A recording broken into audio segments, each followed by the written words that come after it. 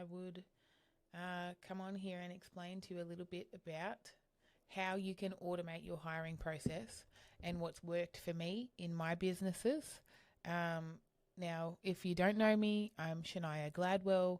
I've used this hiring process in growing from a solo cleaner to 4 locations for Beskar Cleaning. And some of you already know this, but we're expanding Australia-wide in 2026 to each city. We're relaunching our website, which I'm really excited about. That's going to be coming out in the next couple of weeks to when I'm recording and launching this. But obviously, that comes with a lot of recruiting, and my time is very limited, obviously, running the companies that I do, trying to keep up with videos with you guys online. So automation isn't really an option for me. It's honestly something that has bought me back my own time in my business. And this is something that while we have been refining and using in our own business, we're actually having a lot of requests with service-based businesses who are looking to automate, getting ready for hitting the ground running with their hiring campaigns for 2026. So this automated workflow, what we're going to do is we place a application form on your website. So we've placed this on the Beskar Cleaning website, for example. And then what's going to happen is anyone all year round can apply for work. On that application form, they upload their resume and they start to answer some questions that we have pre-built into our automations on that form.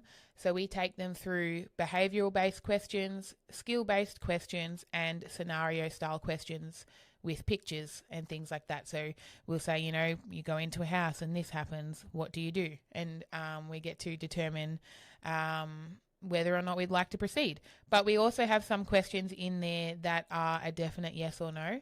It depends how automated you want to go, but we have automated every step of our business except for the cleaning itself. So, for example, you may be asking all of your employees if they will pass a criminal history check, and or for me, are you an Australian resident? Because they only hire Australian residents.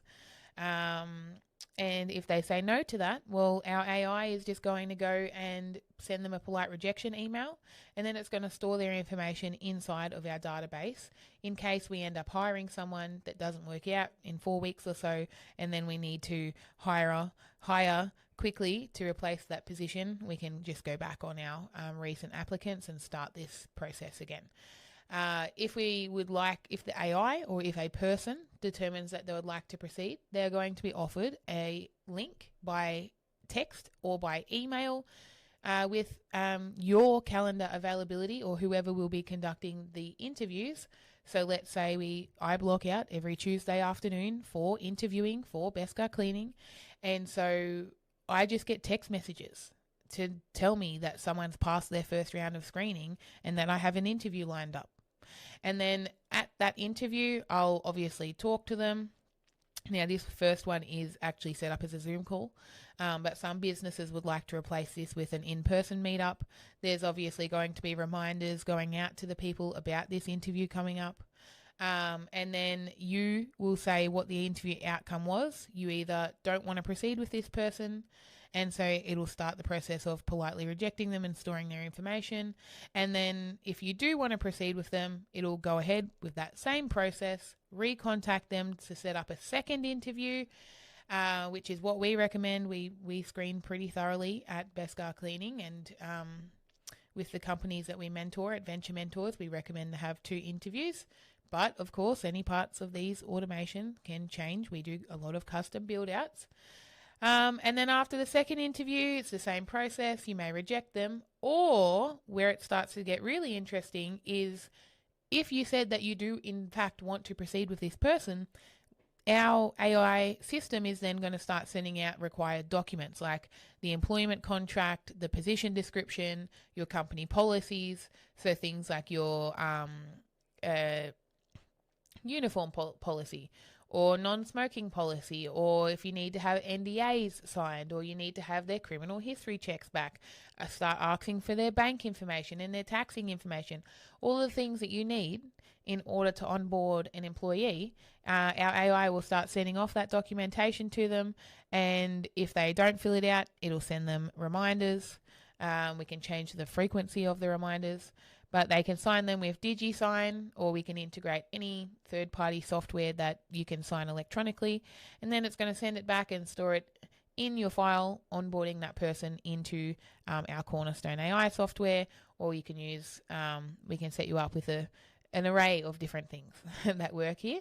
So it's going to start onboarding that person, and then you can have an automation here that sends you a text message to say the person has signed and returned their things, and now it's time for you to get back in touch with them and set up their first day. So yeah, I guess if you do want to know my opinion and sharing my experience about why I think it's so important to have an automated hiring process, then I have plenty of videos about that on this channel. But if you do have any more questions, I am happy to make any videos. Otherwise, hit subscribe, and I will see you in the next video.